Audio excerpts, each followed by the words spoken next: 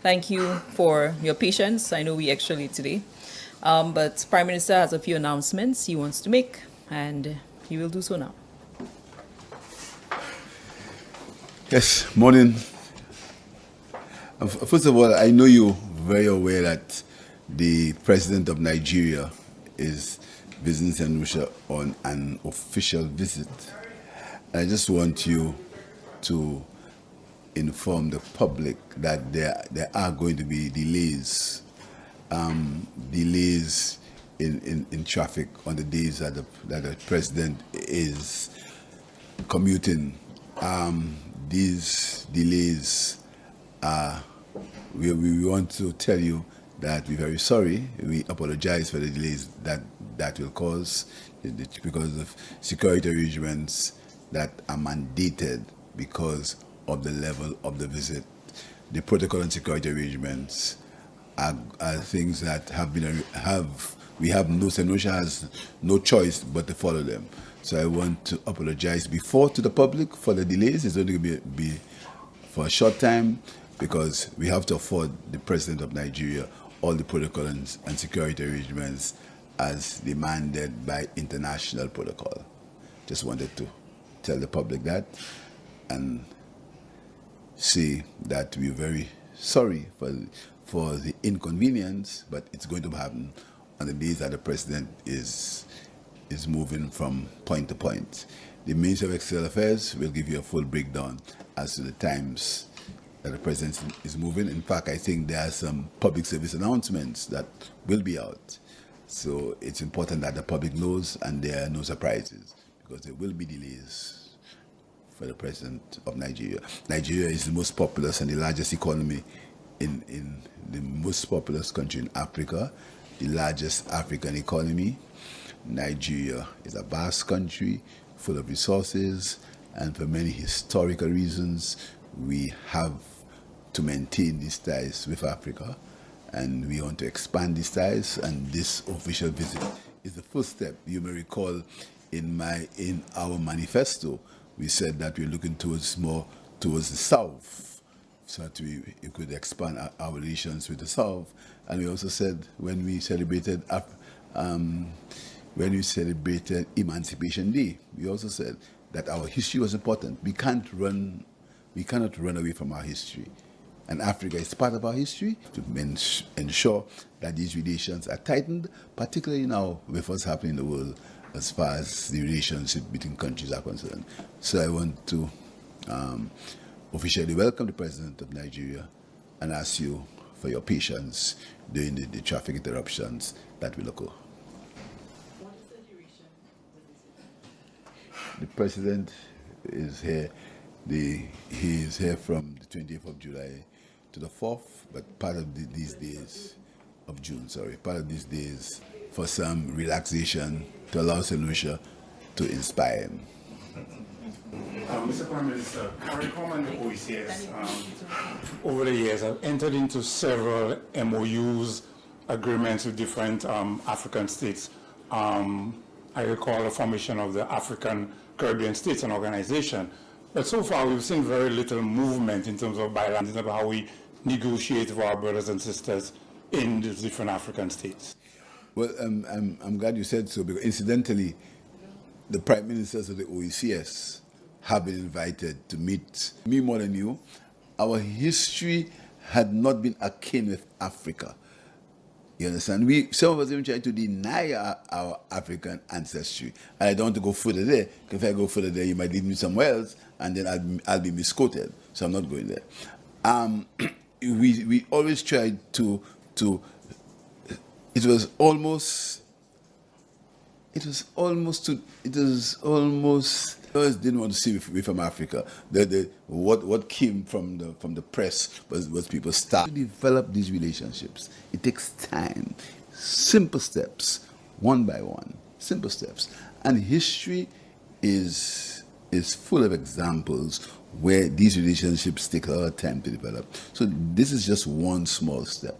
And I can assure you, there's a concerted attempt now, because of what's happening in the world, to improve and to increase South-South cooperation. There's a lot we can learn from Africa. a lot taken from Africa. But distance is an issue. So I guess one of the first issues is going to have. And you just mentioned about an airline, Africa, and so on. But right here within the region, our people are not as free as we perceive it to be in terms of interregional travel. Just speak a little on that. Yeah, but you're right. I can't disagree with you, but I surely will not ask the OECS to leave CARICOM.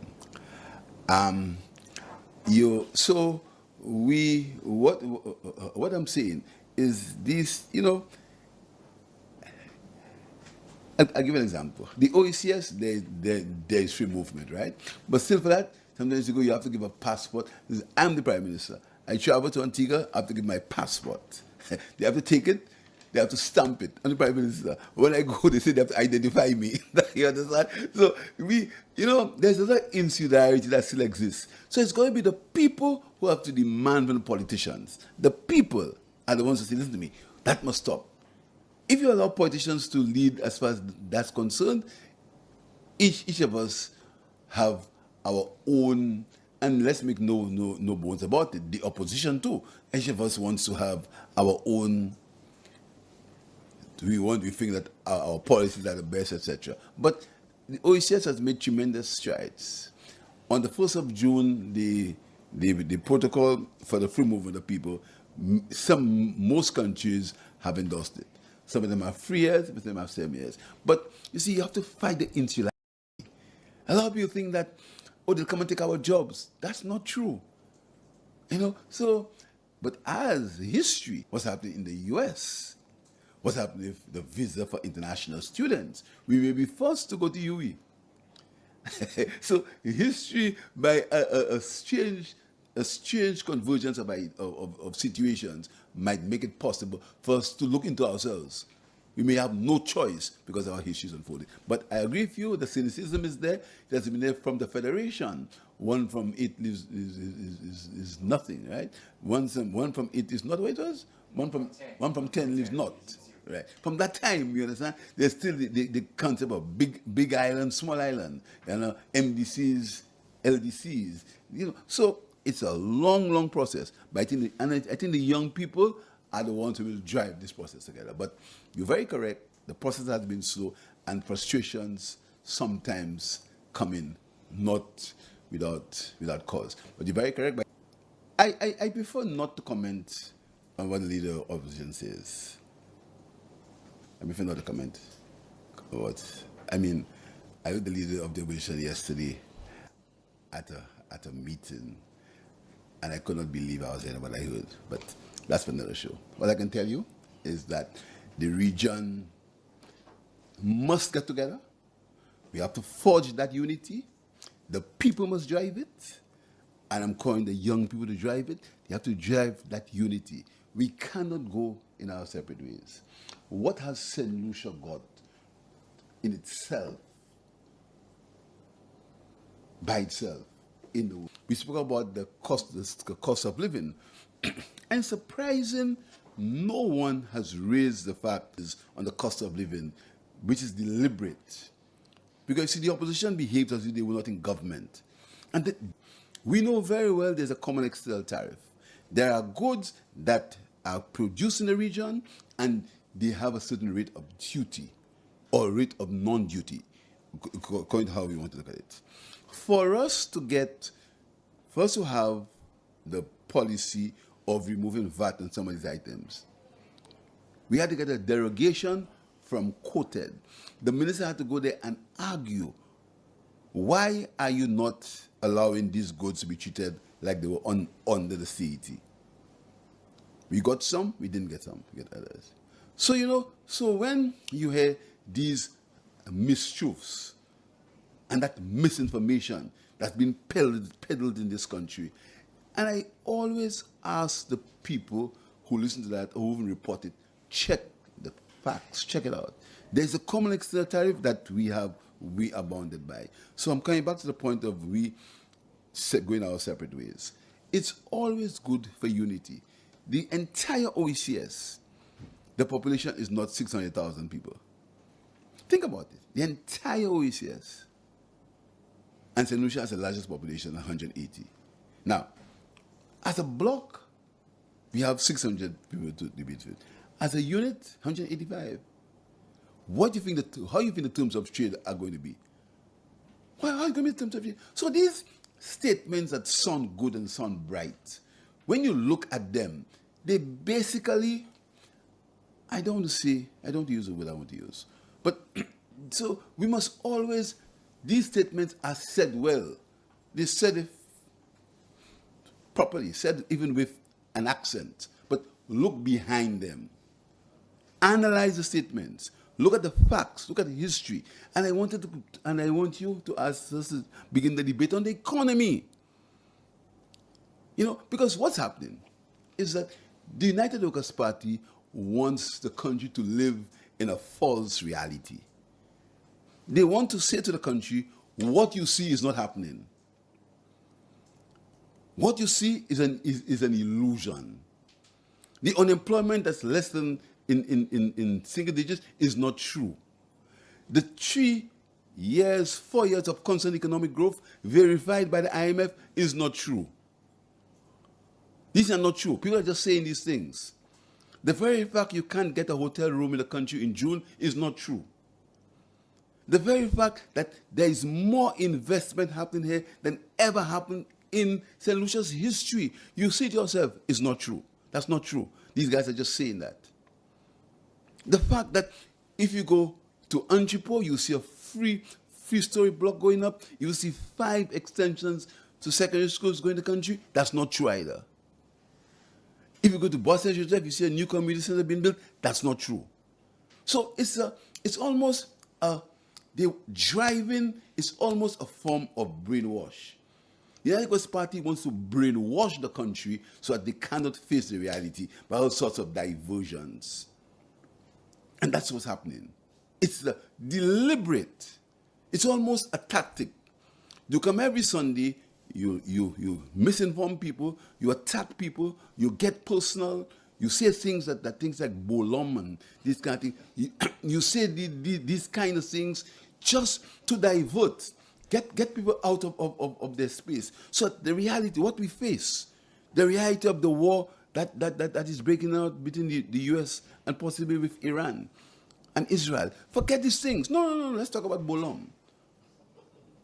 That's what we want to talk about instead. You understand? That's where we are. You want to take people out of reality. A country that's forging ahead. You want to divert. So you want to, so what you do is that you do that. It's a deliberate strategy akin to what Hitler used. You might be too young to know about a man called Goebbels. You understand? That's what's happening here in St. Lucia. Deliberate. It's predetermined. You go on the platform, you spin things, you make people believe things are so hard. Things are so hard in this country that, boy, people are suffering. You understand? You say that. You say it consistently. You say it all the time. You even try behind the scene to block projects. The opposition has been trying to deliberately block the progress of this country. Deliberately. And I say it without any fear or favor. I'll be attacked. That's nothing new. I'm focused. Deliberate. There's so many things in this country that are happening. So many things. But the opposition's role is to pretend it's not happening, tell people it's not happening, and tell people even though you see it, it's not happening. But we shall remain focused. We shall remain. When you hear the opposition, they begin to praise Kenny Anthony. What world we living in? What world we in? What world of hypocrisy is that? You begin to praise Kenny Anthony. Kenny Anthony has been the most vilified politician by the same opposition. The same people in there have said the worst things about Kenny Anthony. The worst things. And right now, because you believe that there is room to maneuver, you begin to praise Kenny Anthony. Now? Really? What I want to tell you is, tell St. Lucia, let's focus. We're not perfect. We're not perfect. There are different ways you can do things. We're not perfect. We're not claiming perfection. What we're saying is that do not burn the house to rule over the ashes. Don't burn it. You have to face that reality. When you think you're happy if the country has visa restrictions, in fact, you try to push it. And why? The visa restrictions are not against Philip J. Pierre, you know. They will not change. If that is American policy, it's American policy. You understand? So I'm calling on the young people in particular, the young people, and the undecided voters. Because when you speak to your base, you can tell your base whatever you want. The undecided voters and the young people of St. Lucia, I'm telling them, listen carefully to what's coming out of the platforms in the Educators Party. Listen. Do your history. Check the facts. Check where this economy was. St. Lucia was the 7th worst economy in the world after COVID. The worst 7th in the world after COVID. St. Lucia did worse than any OECS country after COVID. And you talk about management of the economy? What did you manage? Where is the evidence of the management? Give me tangible evidence of the management of the economy by United Workers' Party. Tangible. Tell me, unemployment was down? Debt was down? Cash flow was down? What was better? What was better apart from trying to make people believe in your mind that something was better? What was better? Question, what was better? You tell me what was better? Annual jobless rate dropped to 10.8% in 2024, the lowest in over 20 years. Quarterly unemployment fell to 8.8 in the last quarter 2024, the first ever single digit fourth quarter reading. Youth unemployment plummeted from 37% in 2021 to 17.8% in 2024. What is your administration doing differently to achieve this? You see, I have a second question. these are facts. These are factual things. Now, the question is, what is different now than it was before? First of all, we like to go, we have to think about COVID. There was an economy before COVID. COVID didn't only hit St. Lucia. COVID hit the entire world. There's an economy before COVID. During COVID, oil prices were the lowest ever. During COVID, there was deflation. During COVID, prices actually came down because there was less demand. You understand? So COVID happened. What happened? When COVID hit the economy, our economy was already in a state of decline. We had no reserves. We had no savings. So the country had to borrow more. St. Lucia borrowed the most than any OECS country after COVID. These are facts. And I always want to tell reporters, because I understand that the opposition is telling you what they're going to ask us now. Understand, that's it. Go and ask them about carnival bans and GPH. Go and ask them about the things. That's the new thing. Then you're going to ask us things. But you can ask us, we'll answer. Facts.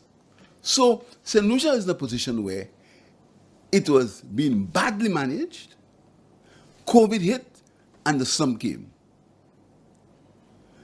The relief that came from COVID for workers not come from government savings, It came from NIC. Remember that? The government had no savings.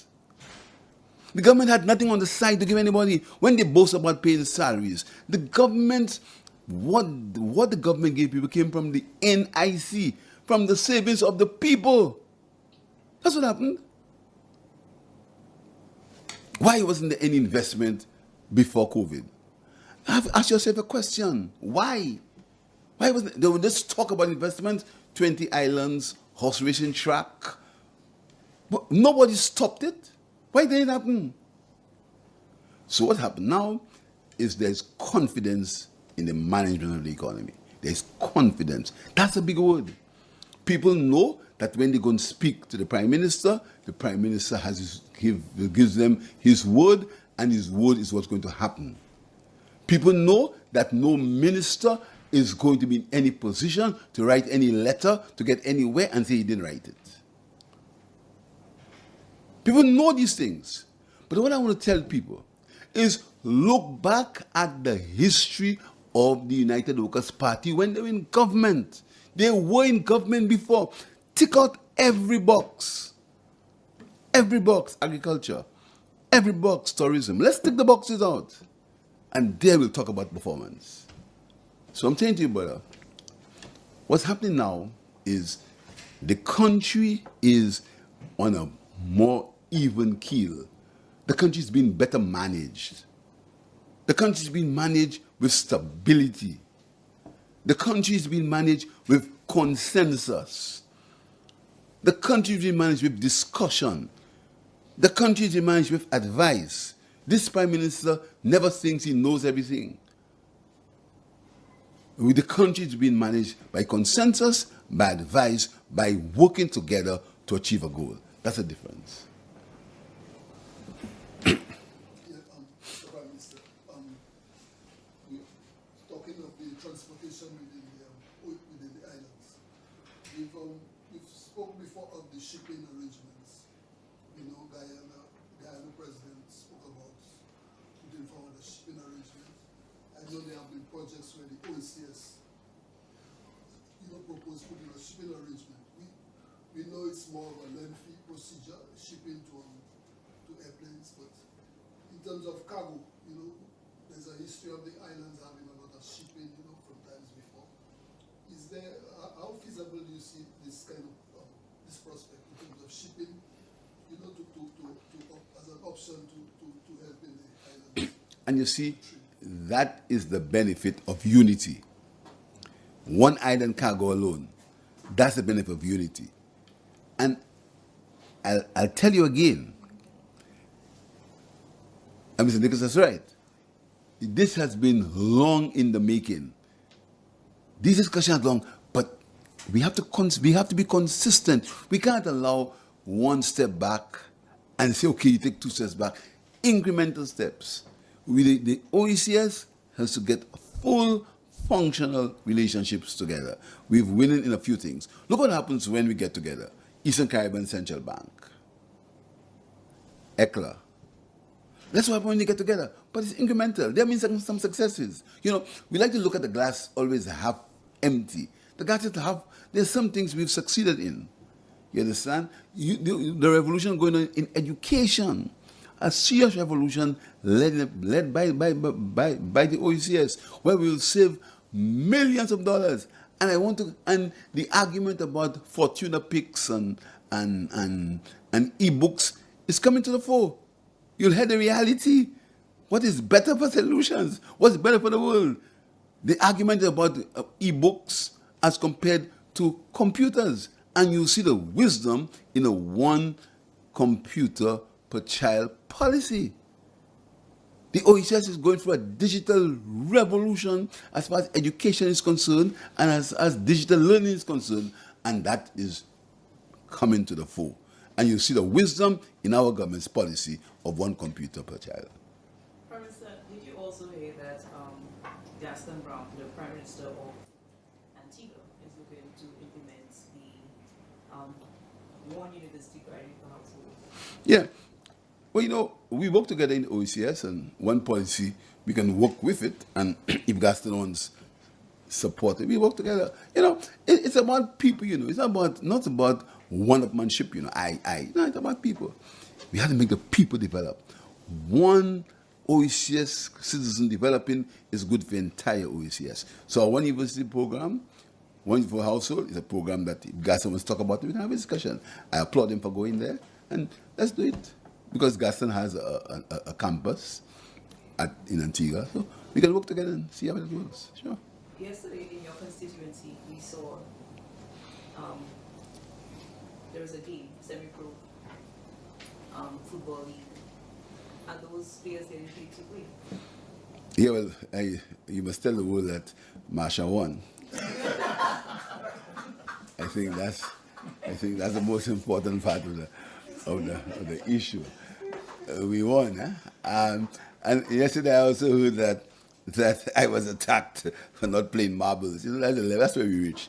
That's where I didn't play marbles. You know, fact is, there's the same professional football league happening now. You understand? So no matter what you say, no matter how you try and spin it, yesterday there were four teams. Labrie versus Marshall. Marshall won. I already wanted Marshall to win 6-1. We like to go in sixes. We do things in Marshall in sixes, right? But if we won 6-1, they won 3-1. They're missing 3 more goals, right? So next time we'll probably win 7-1. But that's for another story. And South Castries played against Grosile. Grosile lost 3-0. That happened. Grosile won 3-0. That happened, you know. You can spin it however you want. It happened. So when you try and spin, nothing's happening for sports. You see the lights on the midfield back, new lights. You see refurbished stands. It is happening. Go see it for yourself, members of the press. So you can spin it however you want. You can put whatever you want on Facebook. Go see it for yourself. You'll see international lights. You'll see brand new changing rooms. You'll see a new media. You'll see the stands are covered. The famous root ball stand is back in the going. And you go next door, you see the stands at the Marshall grounds have been covered. You see the James Belgrave court is being renovated. Yeah? And you see home for Diamond Steel Orchestra, Diamond Steel Band Orchestra, reviving Pan in St. Lucia, and the legacy of Diamond Steel, the legacy of the Shining Brothers are coming back in the fold. So when you spin and say, I can't play marbles, this nonsense, it doesn't get anywhere. The fact is, these things are happening. And the semi-professional cricket league happened in the newly refurbished Grosile Stadium. It happened. You understand? So I just want to tell you that sometimes these things amuse me. Because desperation goes in different forms. When you try to pound on people's head every Sunday, that's not happening. That's happening. And you speak to the same people the same time, telling them the same thing, and they cheer you, and you talk about bolums and this and that, and the people cheer, yay! That is. I want the young people, in particular the young people, because the young people are the ones who are cynical. The young people are the ones who have no fixed party affiliation. Young people are the ones who vote for policy, who vote for performance. I want the young people in particular to listen to these performances. Listen to what comes out of these platforms. Listen to what's supposed to be new blood. Listen to it and compare and tell me, is that what you want your country to look like? Is that what you want? Is that the level of debate you want in your country? Laja bless. That's what you want. That's the level of debate you want in your country. Tell me, seriously. That's what you want in your country? And make excuses for it and say because we say protect the victory, so you protect the victory so you're going to fight the victory with Laja bless. Let's go. Mr. Prime Minister, you might have segued into my next question. It's a political question. Last night, the political leader of the United Workers' Party would have described some of the men in your cabinet with, let's say, a female counterpart to what their actual names are. And at a previous occasion, or rather on previous occasions, members of the United Workers' Party have said that their slate of candidates have, quote-unquote, real women compared to the women of the St. Lucia Labour Party. So my question to you is, what do you think of this quality of political discourse in the country? And as political leader, how might you respond to that, and how might the party, the Labour Party under your leadership,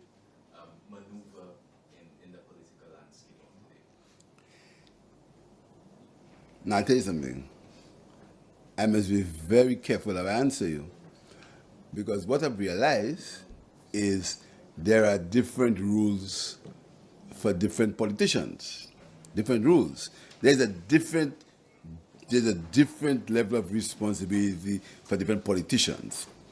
If a member of the Labour Party had ever said what is being said today or yesterday, you see what would happen.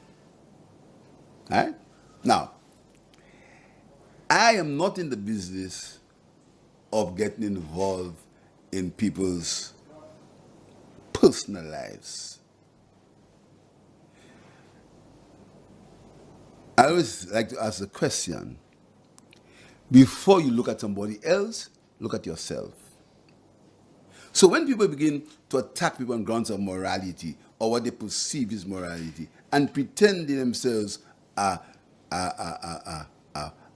as pure, I don't get involved in that.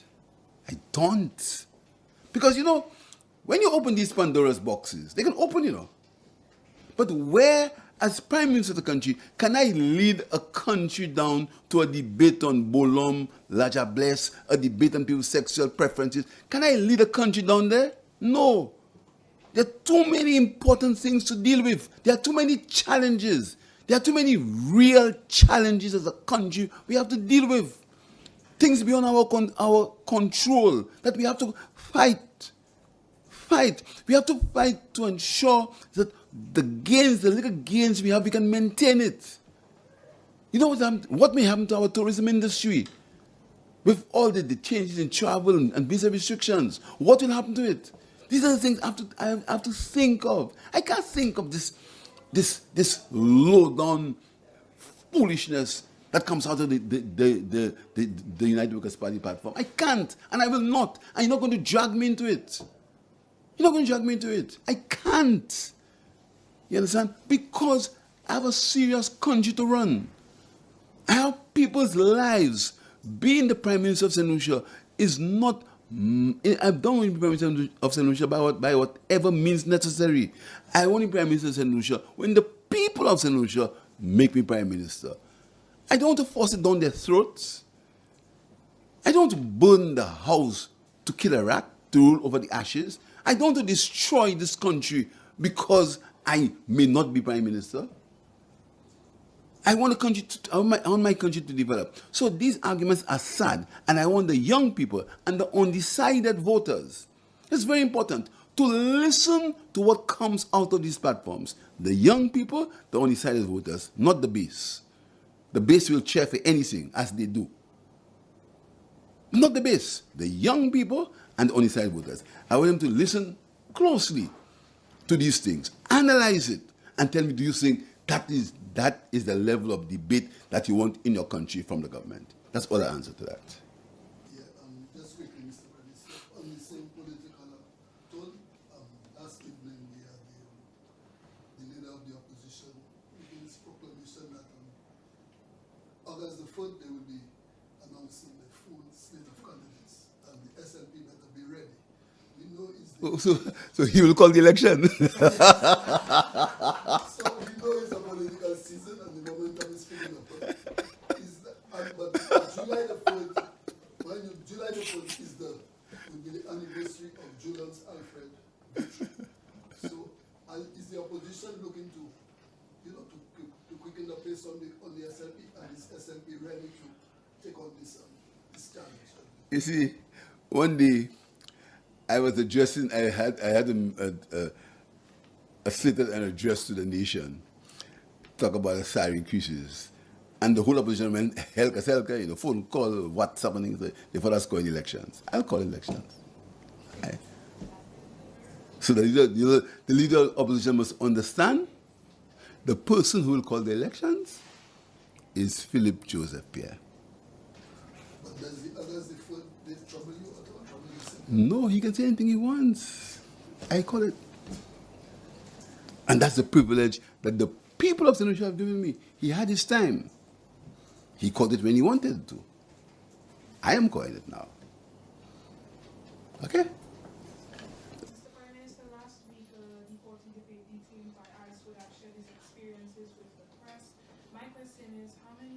deportees has St. Lucia received since the Trump administration implemented its new policy? And is anything being done to help them reintegrate into life in St. Lucia?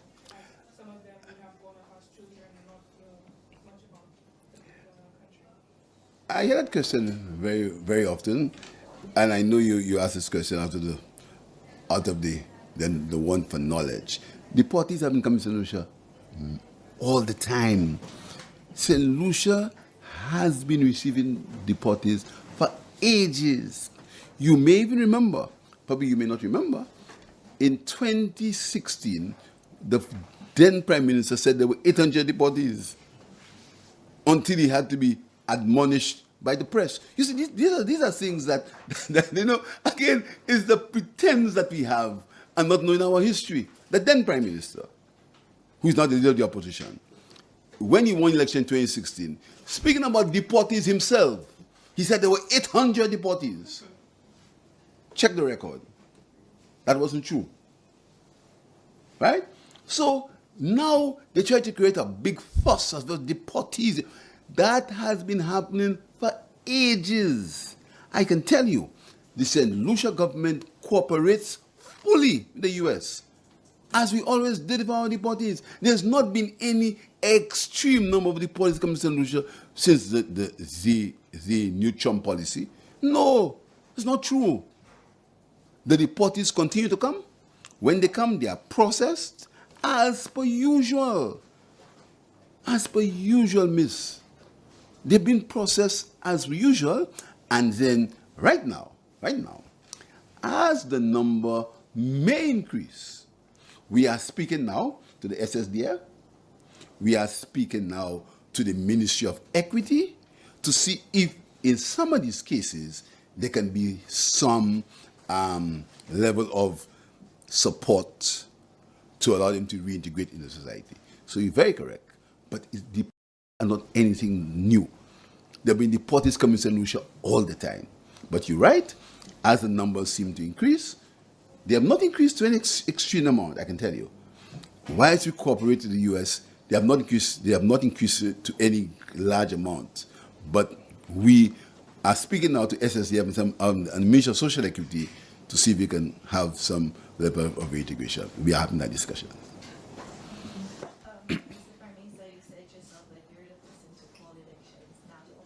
I didn't say myself. The Constitution says so. Okay, well, the opposition is claiming that you are only going to call elections after the hospital is fully built. Is that true or false? The opposition has been mistaken before, and they have been mistaken before, and they're going to be mistaken again. I'll call the elections when the people of St. Lucia think it's you. Let me do something. This country is in such a good trajectory. This country is moving in such a good direction. I pray God that we have no natural disaster. This is my biggest prayer. I pray God that we have not, because our country is poised in a very good position.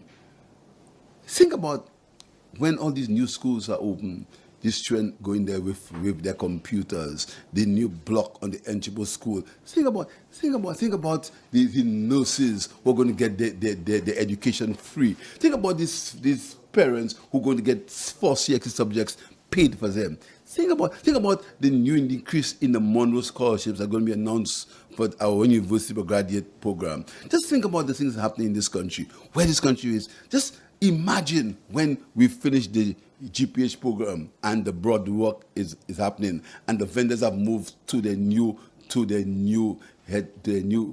headquarters, and the Alia Hotel is completed, and the one at Bonterre is completed, and the roads continue to be fixed, and we started doing work on the grocery highway. Just think about it. I just dawned this country, and the housing at Talvan is started, and the local housing is up and going. You see, I went with this country to have a hurricane. That's my fear is not the opposition. The people will deal with the opposition. My fear is a natural disaster. Okay, so yes or no, because you didn't answer. It's not a yes, no. But you said yourself you were going to answer the question. No. I tell you something. I can't tell you. You can't tell us. No, I can't. You understand? I can't.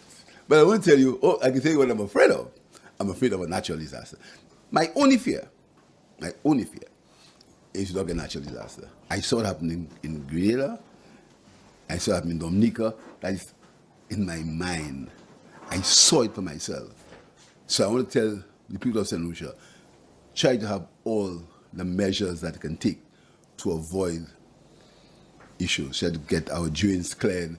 Hurricane season is on. Our drains cleared. Our trees cut. Try to minimize the damage.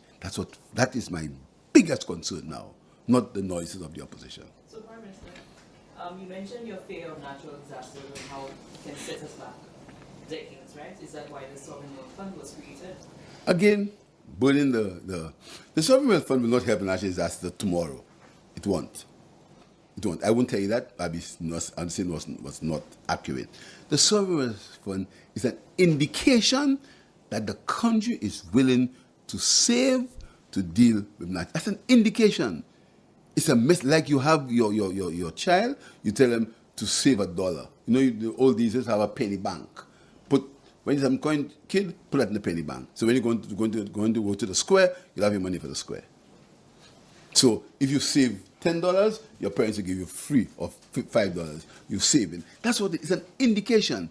It's an expression by the government of St. Lucia, by the people of St. Lucia, for the government to save to deal with its own development. That's all it is, an indication. But it won't happen if.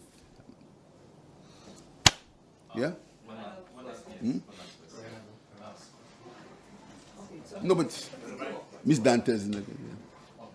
Go ahead. Speaking of a slate of candidates, the United Workers' Party's candidate from Eagle North, himself a public servant, has indicated that he will not, at this point, resign. He's contesting seat staff orders of the public service and all of that. However, I would like to ask you, Mr. Prime Minister, how ironic do you think that a man in the United Workers' Party who's contesting Miku North, Sir John's seat, would defy rules in the staff orders of the public service that were instituted under Sir John's reign as Prime Minister? Well, that is not breaking rules and not following the rules is nothing new. In fact, convention is what I think better. Convention is nothing. Breaking of convention is not new to the United Workers' Party. Remember, we run the parliament for 5 years without a deputy speaker. 5 years. Again, we forget these things. We pretend as if these things didn't exist. 5 years without a deputy speaker, because the convention is the members of the House. And when you're speaking about governance, and talking about transparency and accountability, look into yourself. Accountability? You run the House without a speaker for 5 years. The speaker had to faint. And when the speaker fainted, God bless her, God help her, you had to stop the House because the speaker fainted. Because you refused, you didn't have the discipline, you didn't have the fortitude to say to one of your members, you must be deputy speaker. You talk about accountability and transparency. You talk about when the House must meet 30 days after the general elections, and you proceeded to meet, and you talk about accountability and transparency. What are these people thinking about? What world do these people live in? And that is why they cannot take debate. That's why they can't sit back and talk debate. Let's talk facts. That's why you have to go to all these side shows and all these personal attacks and all this so-called humor. Because the facts are not with them. So, saying to you, I'm not surprised, because that's the example he has been shown. Given the recent videos with the police, and of course investing in police, is it possible that you have within the budget to even have like body cams? There's some level of body cams already. to a small degree. But it's, I've asked the Commissioner of Police for a report because I was not here when it happened. I've asked for a report. I don't want to speak out of turn, but all I want to say is the police have been trained to protect and to observe human rights and standard operating procedures. I will not make a comment until I've got a full report from the Commissioner of Police. Yes. Mr. Prime Minister, if it became a request from the United States of America, would St. Lucia consider being a third-party state in terms of accepting deportees? We'd have space for that. Have space for that. And we'll hope, and we're not saying that request will be made to us. We're a small country, 250 square miles. That's where would we put them? We'd have space for them. I would hope that does happen. We'll have space for them, yeah. Yes. You just handed over chairmanship of the OECS in 72. Prime Minister Alphonse kept to reflect a little on your tenure. Yeah. Many things happened. As I told you, there were advancements in education. We already having a education revolution as far as the digital education is concerned. There was a lot of gains in agriculture. The AST program, where we're trying to modernize agriculture. There are a lot of gains as far as that was concerned. There were gains in the OECS coming together to taking joint positions on several issues. So my tenure was with the help of the Director General and the staff. I must compliment them for the work they put in, because many things happen at the OECS. Some of this remains quite quiet. But as I said to you, the OECS is a body with less than 600,000 people, and we cannot do it each other. We have to get closer. The single market, the OECS single market, is something that we must work towards getting to the single market. We have to work for complete freedom of capital, complete freedom of labor. And again, as I was saying too, there is resentment, because we're not used with what foreigners coming over, and there's resentment. You understand? But incremental steps, small steps. But I'm a full believer in integration. I'm 100% believer in integration. I know that it's been slow. The integration process has been slow, but small steps. Tony knows, small steps. Okay? Yeah. You will be out of state tomorrow, traveling to Belize. Can you tell us more about that? Yeah. The 4Cs, which is one of the biggest conservation bodies in the country, they are celebrating their 20th anniversary.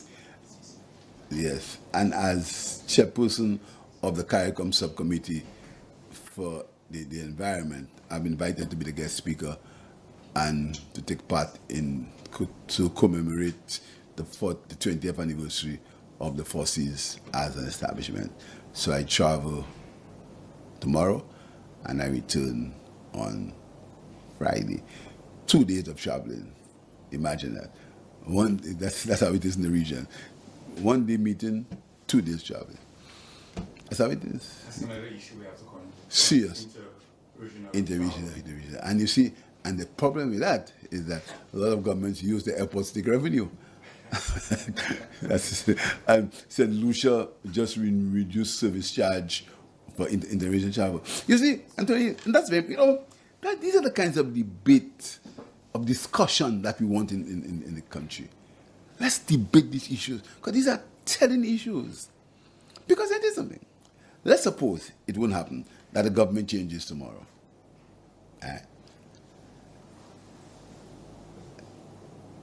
The world will continue, The world will not stop for St. Lucia and say, St. Lucia change. The world will continue. So we have to imagine ourselves running the country under the same circumstances when we try to burn a house to kill a rat. And you see, that point is a very good debate. How do we do? We want to have interregional travel, but we want to use our airports to collect money, revenue. So which ones comes first? No revenue and the airport. These are very interesting conversations, very interesting. And right now there's actually a shortage of planes after COVID. Actually a shortage. You heard about there been some crashes. They in the plane, 249 people died, one person is the only one survived. There been crashes. You heard what happened in Washington a few months ago. So why did that happen? So very, very challenging times ahead. But I think the people must get together. The people must ask the right questions, and politicians should not be that desperate that they want to burn a house to kill a rat. Have a good day. Bye-bye.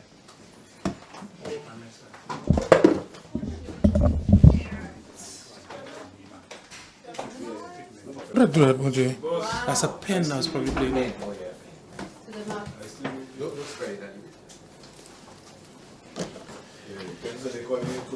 To the max.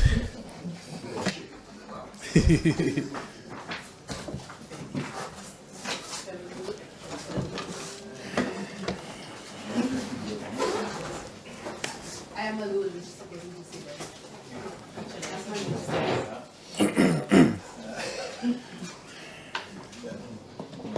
No intro.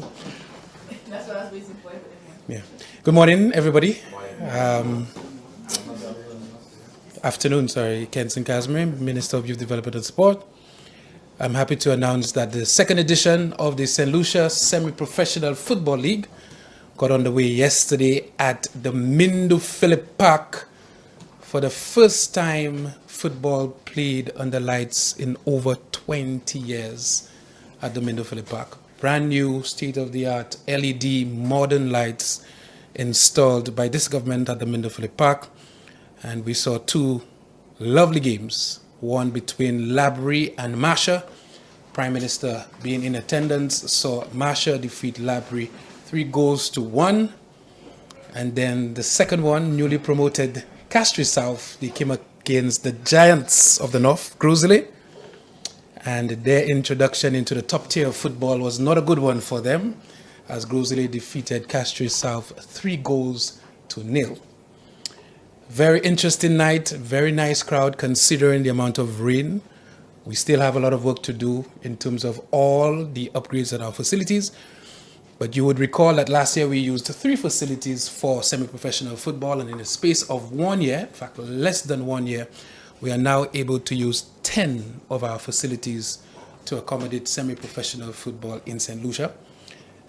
Of course, this is owing to the investment that we've made into our facilities, including yet to be revealed and officially opened brand new Grosely Mini Stadium. That would be one of the venues. Of course, we saw the Mindu Phillip Park become available. We'll be using the Canries playing field. A lot of work done in Canries over the last 12 months. Sufre Mini Stadium will continue to be used. The Mabia Valley playing field this year will be included. We've done some work on the perimeter wall at the Larissos playing field. And of course, Dennery will also be included.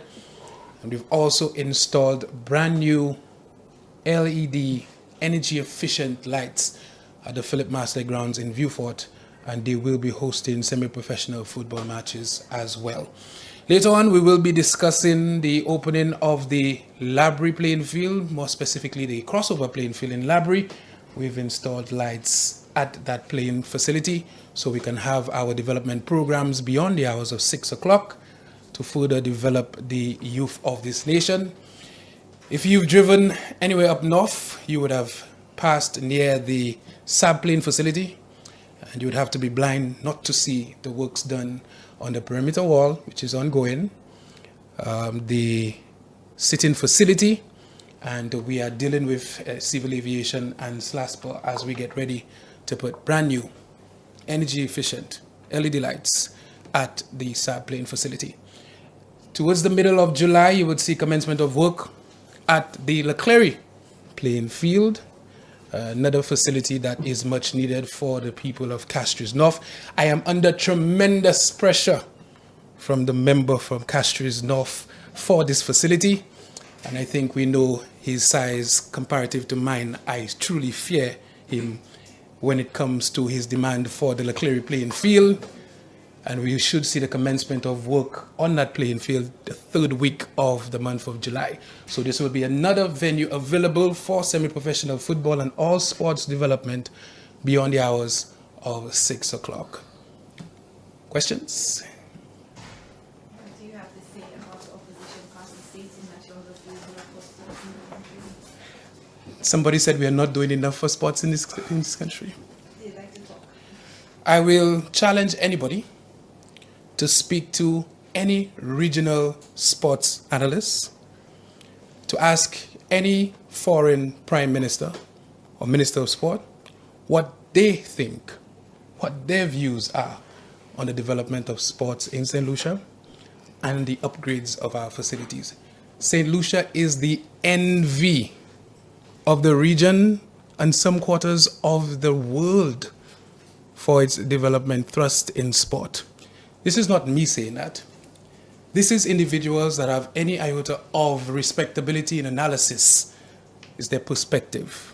It is a fact that St. Lucia is the fastest developing sports nation in the Caribbean. It is an absolute fact. No other country in the region have seen in a space of 3.5, you can say 4 years, the development of sports from administration to facilities, to grassroots, to programs, as fast as we've seen in St. Lucia for the last 4 years. This is a fact by any objective measure. Am I satisfied? Anybody who knows me knows I like things perfect. No. We have work to do in our administration in sports. We have work to do our grassroots program, and we still have a lot of work to do on our facilities. But anybody who says that there is dissatisfaction or that St. Lucia is not moving in the right direction as it pertains to youth and sports development is somebody that you would have to question their mental status. So anything in particular going to be happening on the anniversary of Julian Alfred Remembrance Program?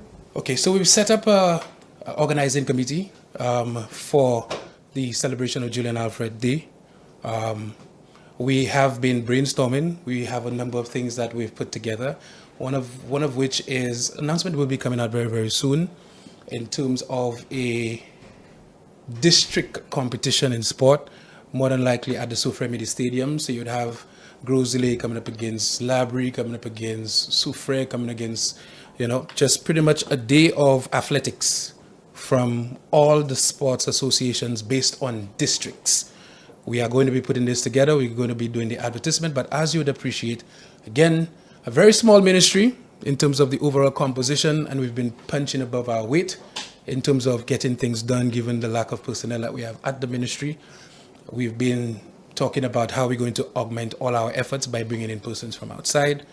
But we will be making an announcement very shortly on Julian Alfred's Day. Just briefly from me, do you have an update on the Bexar playing field?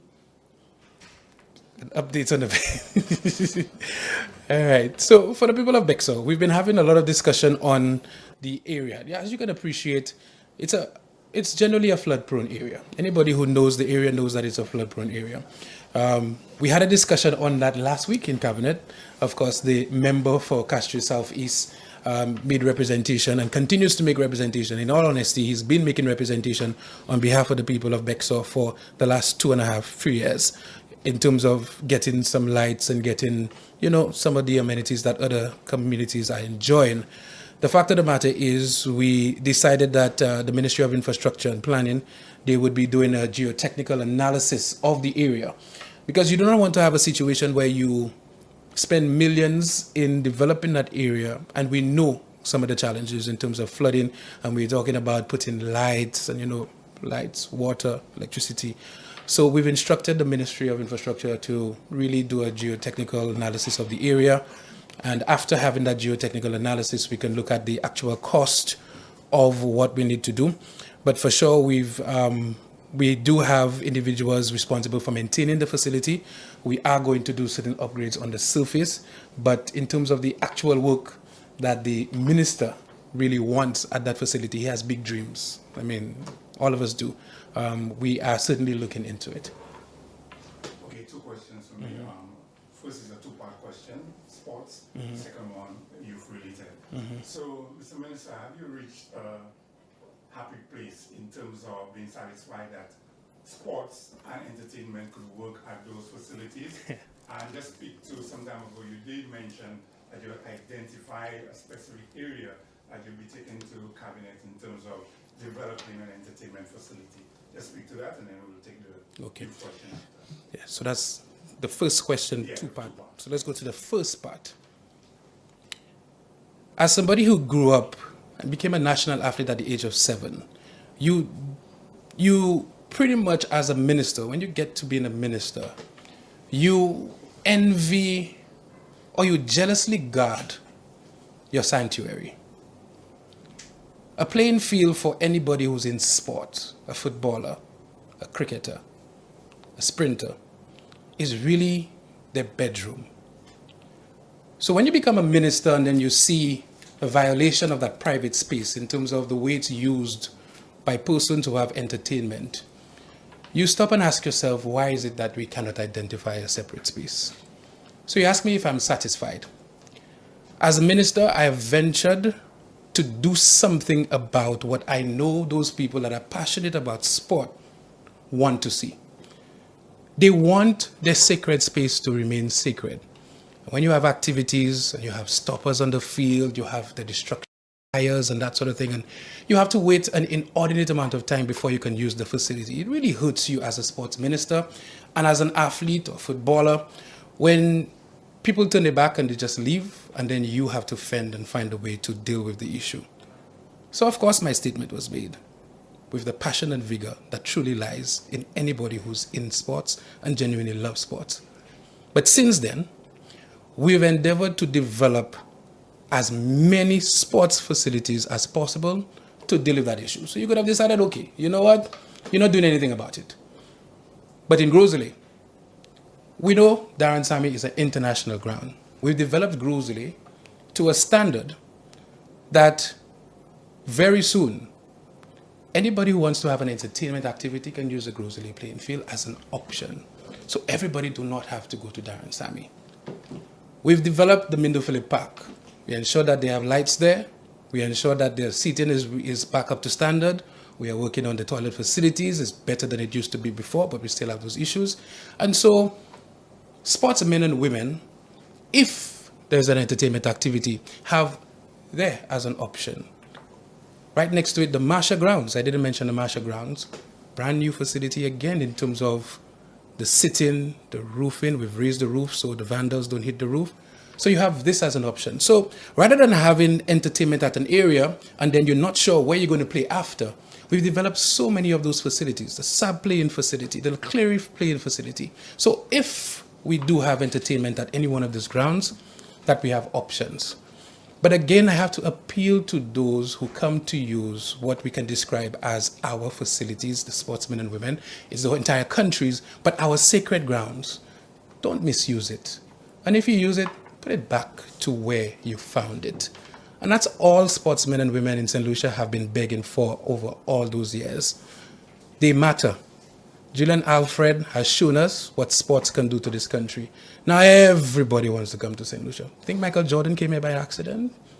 You think the other guy, the MMA fighter guy, came here by accident? You think the president of Nigeria wants to visit St. Lucia just so?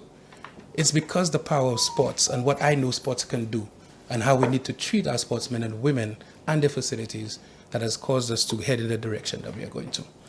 The second part of your question, remind me again? Yeah, you mentioned some time ago, did you identify? Yes, the National Entertainment Center. We did identify a spot in, again, Beausejour. I don't think I made that announcement the last time. We identified a spot in Beausejour.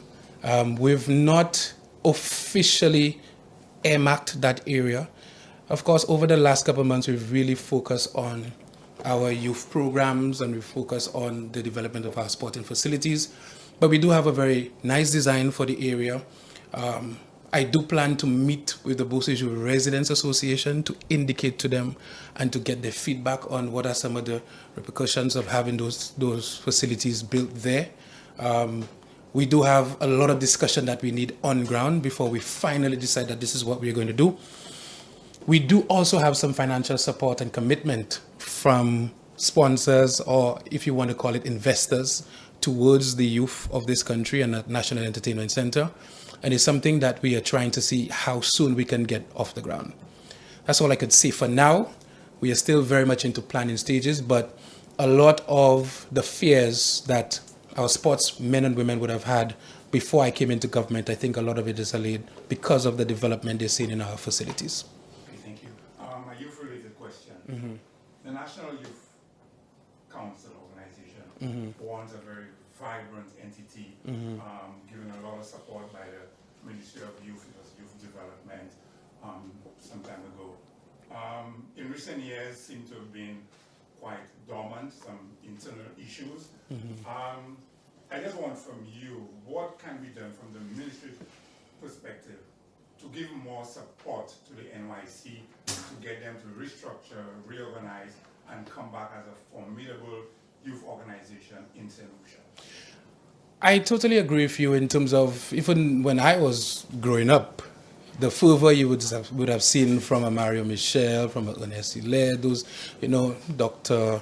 Armstrong Alexis, you do not see it anymore. We have a lot of divided attentions right now in terms of young people getting involved in so many activities.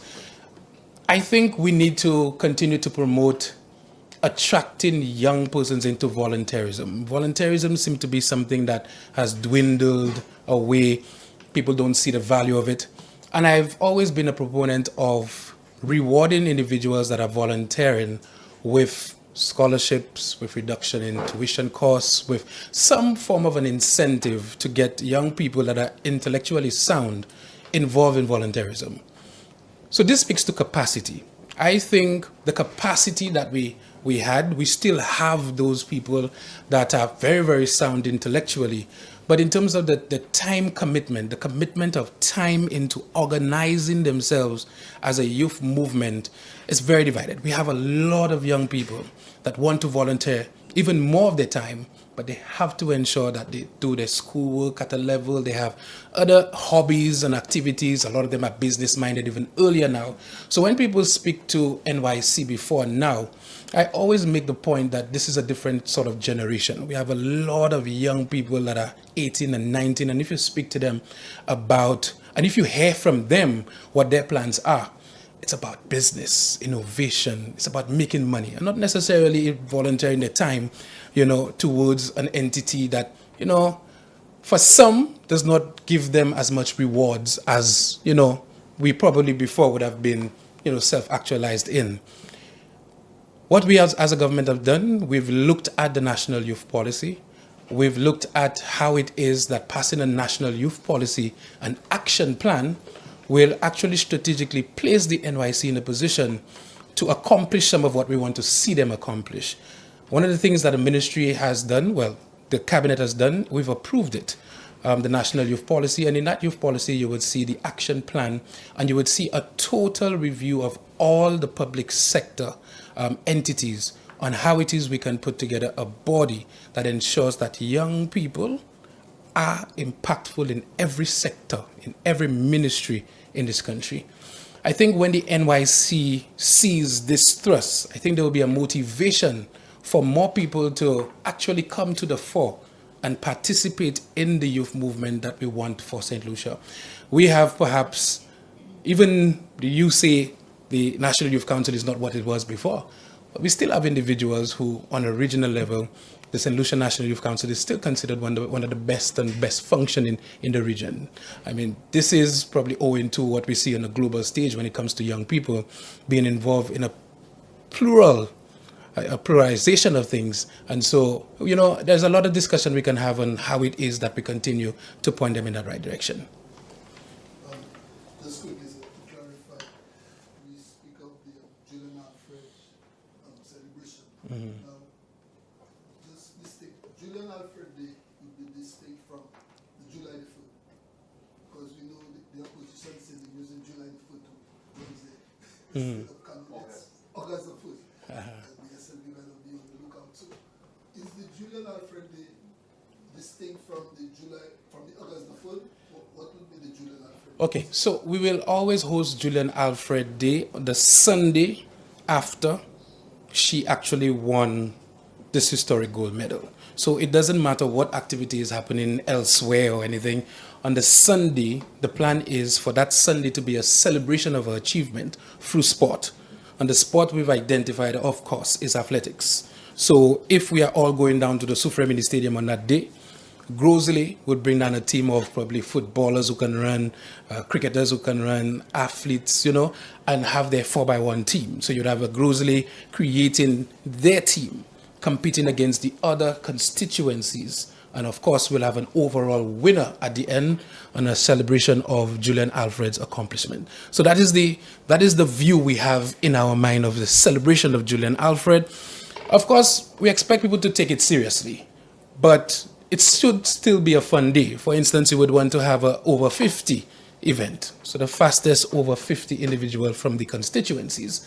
And again, it's all fun and games. I don't think we have any of those athletes here. Nobody's over 50. No. So, but it would be nice, on that day for us to have somebody from Grosley running against somebody from Labrie, Viewfort, Canries, Ancillary to develop, to actually identify who is the Julian Alfred of the over 50s. And so the fastest male, the fastest female, the fastest juvenile. And that is what we are looking at, an actual celebration of accomplishment. And I personally want zero politics involved in that, absolutely zero. It's a national event. We should all be decked in our blue and yellow, black and white, and we should be, let's just say, at the Sufremini Stadium celebrating Julian Alfred. So it's not a set date, but a day. Yes. Yeah, the Sunday. Yeah. Yeah. 2 more questions.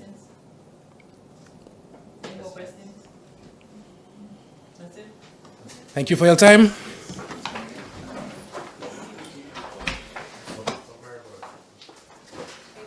We were waiting on the voting list, from the press secretary. You ready? Are we ready? Yeah. Okay, so I now present Honorable Dr. Virginia Albert Poyet, Minister for the Public Service, Labor and Gender Affairs. Okay. All right. Well, today I want to start off by sharing with you very important happenings, in that today is the 23rd of June, and it is Public Service Day, International Public Service Day. So it's not just for St. Lucia, but all over the world. And this is something that we observe every year in St. Lucia. And we have continued with the theme for the last 2 years. And this year will be the final year that we are going to use that theme. And the theme for Public Service Day and Week of Activities is repositioning and rebranding the public service to improve service delivery. And we have done a number of things in terms of initiatives to see how we rebrand the public service so that we can deliver more efficient and effective service to the public. As you know, public officers are paid by taxpayers, and therefore they are held accountable on a daily basis for performance in the public service. And as a result, we have to find ways in which we can improve the quality of service that we give the government. I want to take this opportunity to thank all public officers who have been giving the service that is required. And we also want to encourage those who have not been living up to their expectation to try and do their best, because the public really depends on them. And as we approach this Public Service Week of Activities, I will be addressing the nation this evening in sharing some of our initiatives within the public service. And I want to mention briefly that during the last budget address, I did focus the public service and place them on 4 critical pillars. And the pillars speak to: 1, we are reviewing the legislation that governs the public service, which is the staff orders that has been in existence for over 40 years. So a lot of the laws that we have governing the public service is a little bit archaic or outdated, and therefore we need to revisit that. I am pleased to report that as we speak now, we have completed the exercise and we are actually going through the final fine-tuning with the Attorney General and the Public Services reviewing that. That new legislation will bring in a code of conduct and code of ethics for public officers. So they will be held accountable and they could be disciplined if they fail to perform their duties accordingly. We have the other pillar we are looking at is we want to relocate the public service in a new environment where all the department, all the units will be under one umbrella. And that we are looking at the Orange Grove Plaza as the new location for the public service department. We are actually doing the remodeling, the designing, and how we need to retrofit the place so that we can have the different units working and actually building a new culture for the public service. We also have the reclassification of the public service. And reclassification in the public service speaks to what type of skills, abilities, qualification you need to fit in different positions. And the last time we did the reclassification for the public service was in 1992. So it's over 30 years now. And therefore, there are some requirements that they ask for you to work in certain positions in the public service, and these no longer apply. And now we are in the age of modern technology.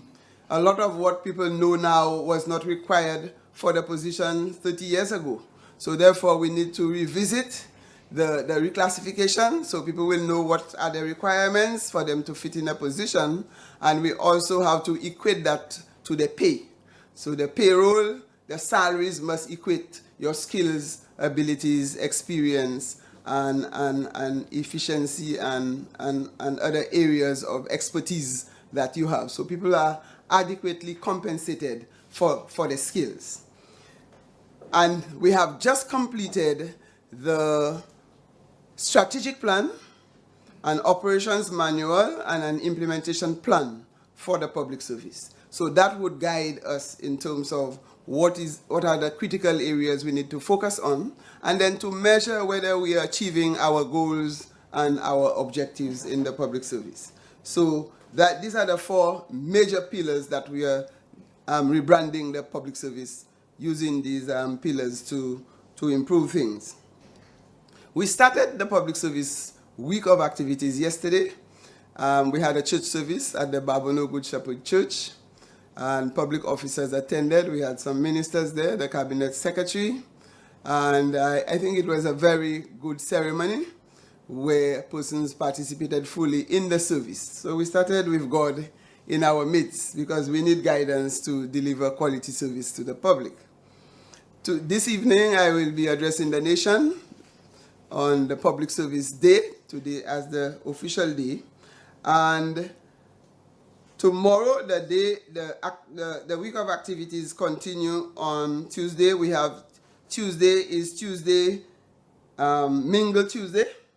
And there you will have officers from an assigned agency will be gaining insight into another agency so that they understand how the different ministries operate. So there will be a kind of exchange among the ministries and learning how they work. I think some people may want to have a little try at the media to see how you conduct your news activities, how you get your information to produce your news. Some people would have liked that experience.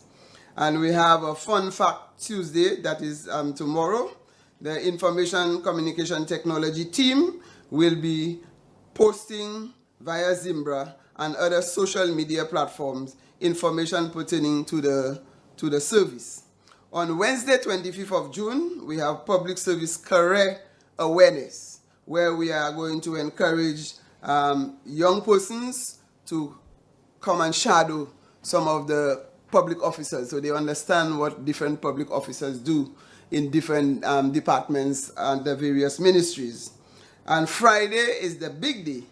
The big day, which is the Public Service Day Fair and Gospel Explosion. That will be at the Derek Walcott Square. We expect the media to give us some coverage there so that you will see the different ministries showcasing some of the new initiatives that they have taken and what are they doing, and people can get an opportunity to meet some of the officers and discuss some issues. Maybe they had difficulty even in talking to them. We are also encouraging ministers to pass by their different ministries' booth so that people can interact with them, the general public. Sometimes people say it's so difficult to see a minister, so difficult to see a PS and a DPS, as if they are on an Eiffel Tower. We bring them down on the ground and we can talk to people and discuss with them and hear some of their concerns. The other big event that is not for the week would be what we call the Minister's Top Performer Award. We have this event scheduled for the 2nd of August. And every year we have been identifying some officers who are performing exceptionally, and therefore we recognize them. They are recognized by the individual ministries, and then we have the very top performer, and they do get some very attractive prizes. So I felt it was necessary that we inform the public of what we are doing to improve service delivery to the general public. The other issue I want to draw to your attention is one where we speak to the ILO. And the ILO is the International Labour Organization.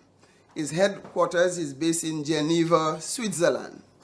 And St. Lucia was represented at the 113th ILO conference that was from the 2nd to the 13th of June. And to attend the ILO conference, you must be properly constituted, where you must have a representative from the trade unions representing workers, a representative from the employers, and a representative from the government. So we were there, and we had the president of the Trade Union Federation, Mr. Julian Monrose, represented the trade unions. We had Mr. Vern Gill, who is the president of the Employers Federation. He represented the employers. And myself as Minister for Labor and the Permanent Secretary, Mrs. Sheila Imbert, we represented the government. So we were properly constituted at the ILO. And we had over 160 plus countries represented at this conference. What was interesting at the conference is we were afforded the opportunity, Director General, to sign on to 2 of the ILO fundamental conventions. Convention number 138 speaks to the minimum age for work. That means nobody should work. No child will be accepted in the workplace if that person has not attained that age. And the minimum age for work, according to the ILO Convention 138, is 16 years. St. Lucia had never signed on to that convention. And we also signed on to the Convention 187 that speaks to occupational safety and health. And as you know, in many of the workplaces, we have complaints about air quality, mold, and other issues. And St. Lucia had never signed on to that convention.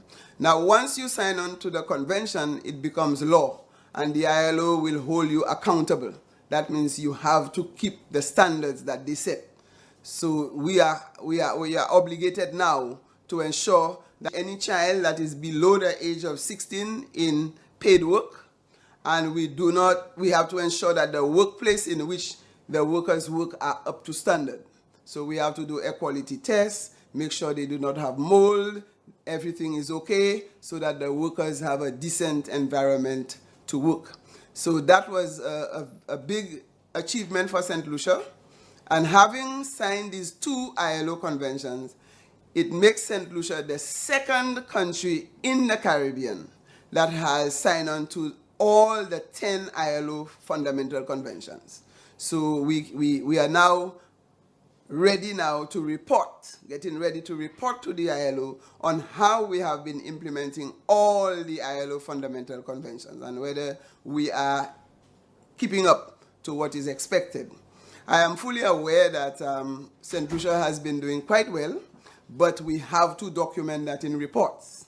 And one of the challenges we had was reporting to the ILO. It's a very complicated process, and the ILO has agreed to give support to St. Lucia and some of the Caribbean islands so that we can adequately report to the ILO in a timely manner.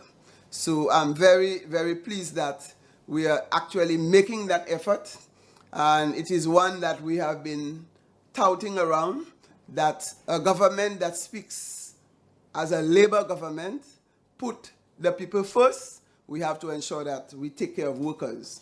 And you would have known what this government has done in a number of areas to improve the conditions of workers in St. Lucia. We just completed and signed on to the collective agreement with all the public sector unions. They got a 13% increase, and government paid back pay to the tune of $35 million. We also look at the issue of minimum wage. We had persons who couldn't go home with the take-home pay, they could not survive on that. And therefore, government had to step in and say nobody should earn less than $1,131 a month once you give at least 8 hours a day's work. So therefore, that helped a lot of people move from a lower level salary to a much better salary. That doesn't mean if employers were paying more, they had to reduce it. We expect them to even increase, but that is, you cannot pay less than that if they have given you 8 hours a day and working for a full month. Government has come in and helped pensioners.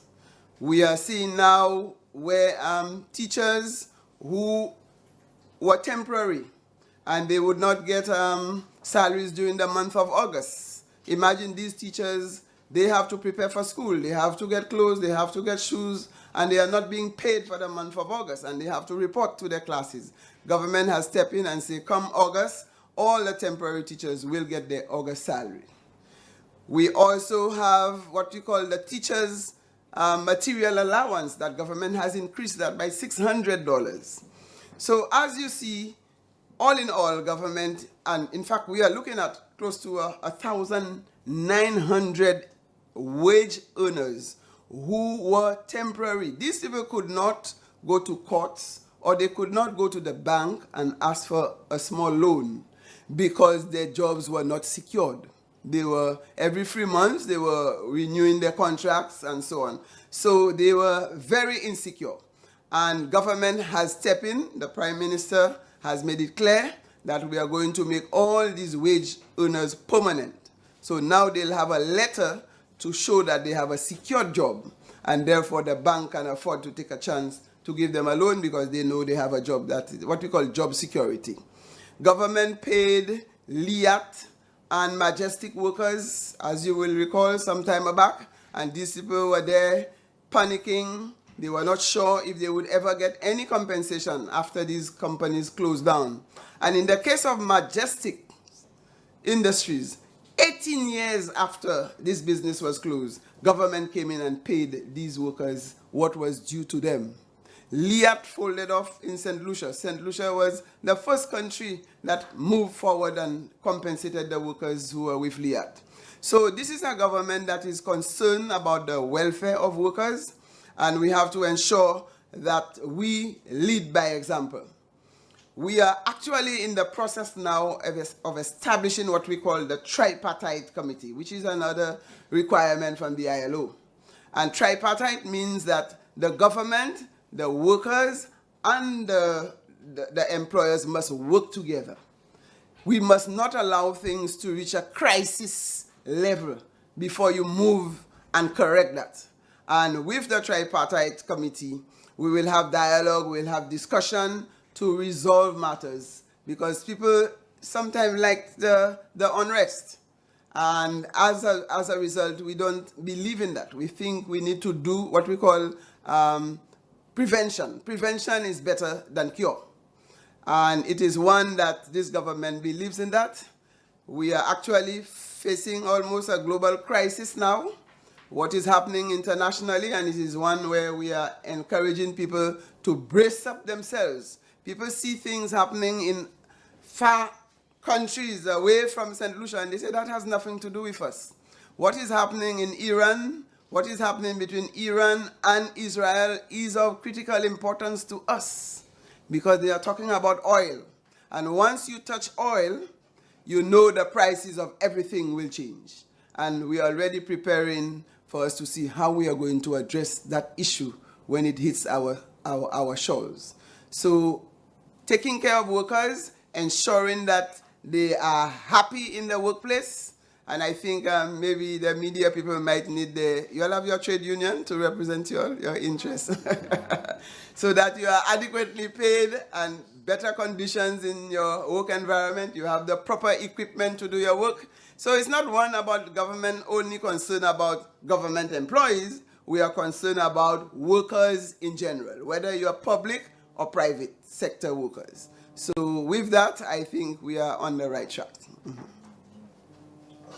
Just quickly, when you speak about public service, it incorporates the civil service. I always try to, is there a differentiation? Does the public service taking into account all the policies, and then the civil service is part of the public service? Okay. The public service covers all government employees. That's the public. You are serving the public. So whether you're a police, fireman, you're working in agriculture, in tourism, once you are employed by the government, you are a public servant. Okay? So the public, now we have what we call the public service department. That is the management group of the entire public service. Because the public service department is responsible for the thousands of persons who are working for government. We have to prepare the payroll of about 12,500 people every month. Everybody who wants to get a job to work with government, it comes to the public service. And we make recommendation to the Public Service Commission for the appointment. Anybody who has to be transferred, the Public Service Department handles that. To be dismissed, we have to send a recommendation to the Public Service Commission. So the public service is like the hub in the middle of the wheel to help all the other ministries to function, including the Ministry of the Prime Minister. The Prime Minister depends on the public service to ensure that things go right in the country. So no matter where they work, we have to ensure that everything is all right, especially in the area of human resource management. We have to make sure we have the right people in the right places to perform the right tasks. So the civil service is the ministry people. How would you call it? There's public service are government employees, civil servants are government employees. It's just a word that they interchange. It's about the same. All right? How soon are you hoping to have these reclassifications done? Is it this year, next year? Because there's a big concern for a number of ministries. Okay, the reclassification, we have secured the funding from the World Bank. So we definitely have the money. We have an agency that is already helping us develop the terms of reference so that we can employ a consultant to do that reclassification.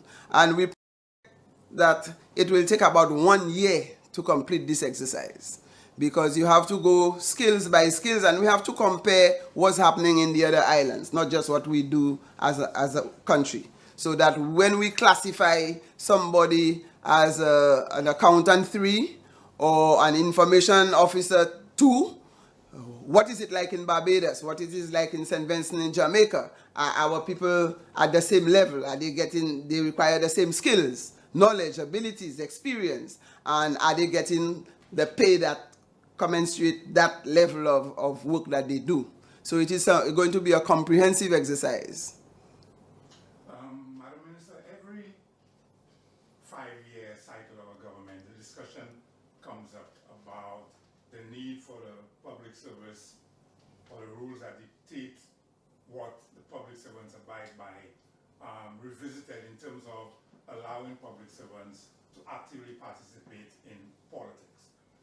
Those discussions have been there. Even some of the islands in the Caribbean have opened up that debate, that discussion. What say you to those discussions? What's your take on that? Okay, as I said, we have almost completed the exercise of the revisiting the public sector modernization bill. And if we're talking about modernization, we have to modernize, okay? And as a result, the issue of public officers engaging in political activities, that too is on the table for discussion. So you will see some element of that reflected, and we will get the views of people, how they think. But there is a big argument that some of the best persons who can make a contribution to politics are in the public service. So how can we deny them that opportunity? So we have to find a way where we do not politicize the public service, but you must also allow people to exercise their right to serve the country in another capacity if they choose to. So these are things that we have on the table for discussion. I cannot tell you what the outcome will be, but we have not closed our doors on that discussion. Okay, you also mentioned the aspect of health and safety, which I recognize was also part of the discussion for Labor Day this year, AI, health and safety, and what have you. We had seen some movements of things happening during COVID, PPE, masks, and equipment being provided, not just to health workers and so on, but workers across the board. After COVID, things have normalized, and we've seen workers normalize things, going back to the way things work, construction workers working without the necessary equipment. How do you see the sensitization and the monitoring of workplaces to ensure that workers do have the proper equipment whilst they're working? Okay, our effort in that area is to strengthen the Department of Labor. Labor Department had always been a very weak department in that to a large extent they were treated as an appendix to other main ministries. And therefore it never got the kind of attention that it needed. And you would have been aware that the Prime Minister has moved in that direction, and he has appointed a new permanent secretary for the Department of Labor and Gender Affairs. And right now, we have actually linked up with the ILO regional office in Trinidad and Tobago. And the regional director actually came to St. Lucia, and we had discussions with them to look at some of the areas with regards to labor relations, conditions of work for workers. All these are some of the things that we are putting in place. So the issue of occupational safety and health, this is a unit we have in the Department of Labor. We find that right now, as we speak, it is understaffed. So we are going to increase the staffing in that unit so that they can go. And if you had a report from the Occupational Safety and Health Unit, is one where they have hundreds of inspections they do to the different workplaces. So getting on site and ensuring that people use their masks and they use safety equipment for them to do their work, you need a heavy staff at Department of Labor to police that. However, we need to engage in education program. So we sensitize workers and the public that for their own good, for their own safety, there are certain measures that they have to ensure that they practice to protect themselves. And it's not always the Department of Labor to police everything. And we want to encourage and educate employers, because employers sometimes may know that the condition in which you work is not the best, but because nobody checks on them, or you as an employee, you are not concerned about that, so therefore they escape. You have to know your rights so that you can see if this environment is not the best, you cannot afford to work in that environment. You have to get the employer to give you the best environment. And as an employee, you have to safeguard yourself too. So that comes with a lot of education. All right, thank you very much, Minister. Okay, thank you very much. Okay. Right.